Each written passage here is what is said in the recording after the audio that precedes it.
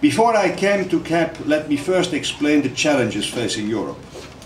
Europe is currently preparing its new economic strategy, the so-called EU 2020 strategy. It is a coordinated strategy aimed at enhancing our economic growth, our competitiveness, and at creating jobs in a social and sustainable way over the coming decade. Other major economies around the world are racing ahead. Let us take the recent forecast for economic growth in China, India, the United States and Europe. In 2010, the IMF has predicted a growth for China of 10%, for India of 8.8%, for the United States 3.1%, for the European Union 1%. These figures must be nuanced, of course. Rapid economic growth may cause monetary, social or political tensions which threaten its sustainability. However, it shows that united action is necessary to solidify our strengths. The quality of life of our citizens is really at stake. That is why coordination of economic policies is a priority for the European Council. It was the center of the work of the European Council in February and March. It will be again high on the agenda on the Council of June.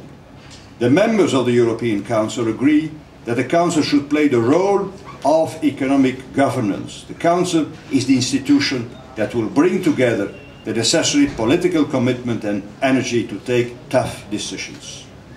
The new economic strategy focuses on 5 quantifiable targets. First, bringing the employment rate to 75%. Second, improving the conditions for research and development, in particular, with the aim of bringing combined public and private investment levels in this sector to 3% of GDP. Third target, main target, the climate change targets that we have already committed to, achieved by the year 2020, the famous 20-20-20, meaning increasing the share of renewables in final energy consumption to 20%, 20% increase in energy and energy efficiency, and 20% less greenhouse gas emissions. Fourth target, education.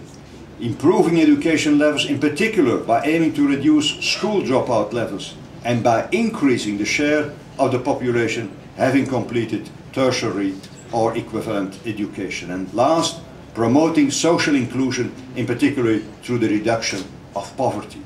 Without more economic growth, we cannot finance our social system in an appropriate way, and we cannot play, without economic growth, an important role in the world anymore.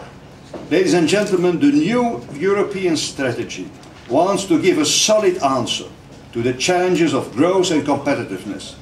The common agriculture policy will need to contribute to this strategy. At the moment, a lively debate is going on, both within and beyond the Union institutions, to make this happen.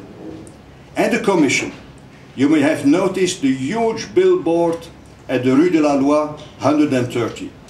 Agriculture Commissioner Ciolos has launched a vast public consultation in order to get a big picture for the future. The Commissioner has announced that the results will be presented at a conference in July. These will be fed into the formal process, due to start at the end of the year. In between, discussions are going on in the European Parliament and in the Agriculture Council. I do not want to say too much about reform of common agriculture policy at this stage. Consultations are going on, but let me give some examples of coherence I see between common agriculture policy and the broader European economic strategy 2020. Firstly, the agriculture sector is a key sector of our economy, indispensable for employment. We are talking about a total of 30 million jobs in the agriculture and agroalimentary sector. In a lot of areas, without it, there would be no economic activity or no work. The challenges of employment in the countryside are enormous. Unemployment rates at 70% of young people in rural areas are too high. Aging populations, migration from rural areas and urbanization are real threats for rural life. These challenges need adequate answers. Secondly, a fair and equitable income for farmers, along with stimulating diversification of the rural economy and creating jobs in rural areas, will help to enhance social cohesion. Thirdly, agriculture will feel the profound consequences of climate change, in particular through floods and droughts. Agriculture can itself be part of the solution by reducing its emissions of methane and nitrites, increasing its carbon capture capacity, and through the production of renewable energies and materials. In other words, agriculture will help to realize green growth. Fourthly and last, agriculture can also contribute to intelligent growth. Innovation will be key to achieving this and will in turn stimulate the creation of new jobs and increase competitiveness. Ladies and gentlemen, pressure in the agriculture sector was particularly high over the last numbers of years. But there is again growing awareness of the importance of the sector for the economy, for climate, for world food supply, and therefore for life. Firstly, after Europe's action following the dairy crisis last year, milk prices are slowly recovering and prospects in the dairy sector are improving. Secondly, worldwide demand for food will increase sharply as a consequence of global population growth and rising living standards. It shows the strategic importance of agriculture to guarantee European food supply and to contribute to feeding a growing world population. Therefore, the sector is in every meaning of the word vital in every meaning of the world. Thirdly, ongoing efforts, including at the bilateral level, to liberalize global trade will open up new markets. And fourthly, we should not forget the benefits of the huge internal EU market. European farmers are already anticipating and delivering on EU market demands, and ongoing adjustments of the food supply chain will improve their situation. But most important element is that agriculture is widely acknowledged as a strategic sector of the EU economy. The past is ready to meet the future. I share with you the love of agriculture, the oldest human activity.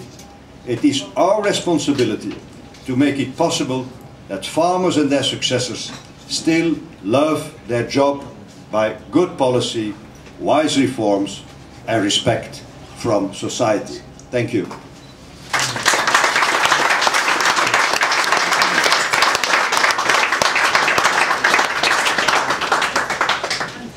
Thank you, Mr. President.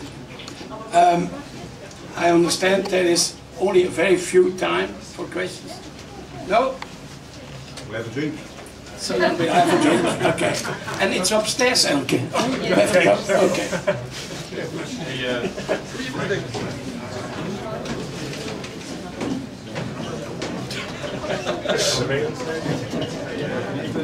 Okay.